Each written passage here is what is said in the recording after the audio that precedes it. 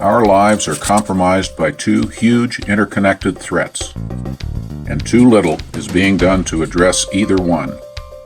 Climate change is the threat most talked about, but relentless population growth is also onerous. Survival can only be achieved if carbon dioxide and world population do not overload a finite planet. Any species whose numbers jumped from 1.6 billion in 1900 to 7.9 billion in little over a century threaten the entire ecosystem. What then are we doing locally and nationally to address this potential worldwide catastrophe? Wealthy, advanced nations like ours should provide free contraceptives for third world nations and set an example for a rational, moral way to address family planning. Unfortunately, cultural norms and religious ideology can prove counterproductive in reducing population growth. Americans, guilty of generating a massive volume of pollution for over a century, have a special obligation to accept a new mindset for environmental stewardship. And for individuals, it requires abandoning irresponsible behavior and setting an example for others. Driving electric cars, using public transit, consuming little to no beef, avoiding air travel when possible, and using a heat pump to heat and cool the apartment are good examples.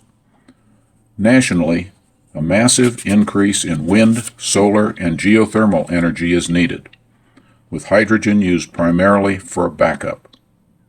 Burning coal in power plants should be stopped immediately, with natural gas used as a substitute. To accomplish this, we need a national commitment, creative new industries, and well-crafted regulations. This is serious business.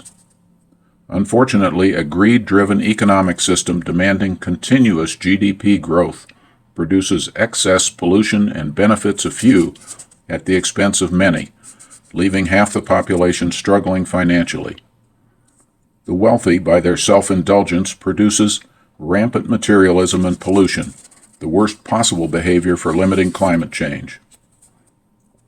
Democracy desperately needs to level the playing field for all, and police, firemen, and other critical workers who make the emergency systems work must be highly trained and well paid.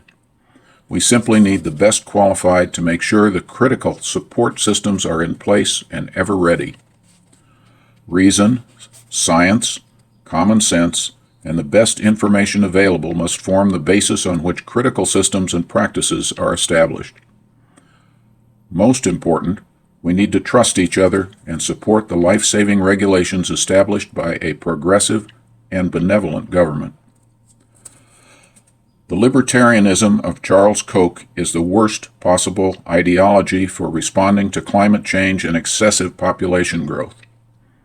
Trump's anger, fear, and hate have produced a divided society that provides a pitiful model of democracy for emerging nations. Both demagogues wear the Republican mantle, a party that places profits above everything else, including the survival of life on the planet. And fewer than half of Republicans even believe in man-caused climate change.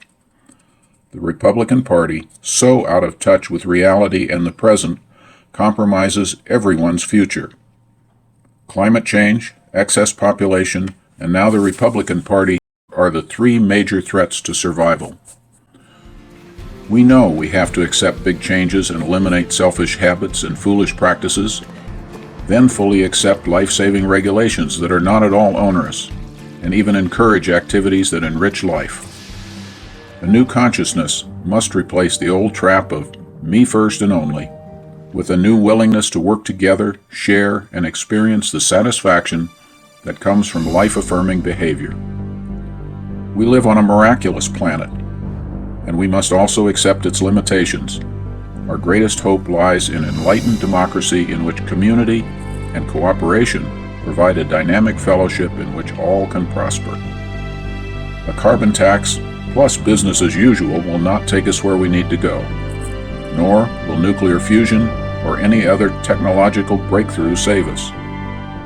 We will either succeed together or perish alone like armed libertarians waiting for a polluted world to end, the final solution to excess population, climate change, and the anti-conservative Republican Party. Fortunately, it doesn't have to end this way. Think about it, talk about it, act upon it, and never, never vote for a libertarian Republican. We are being attacked by an in-house enemy, and it's time for the loyal majority to come together and take their democracy back.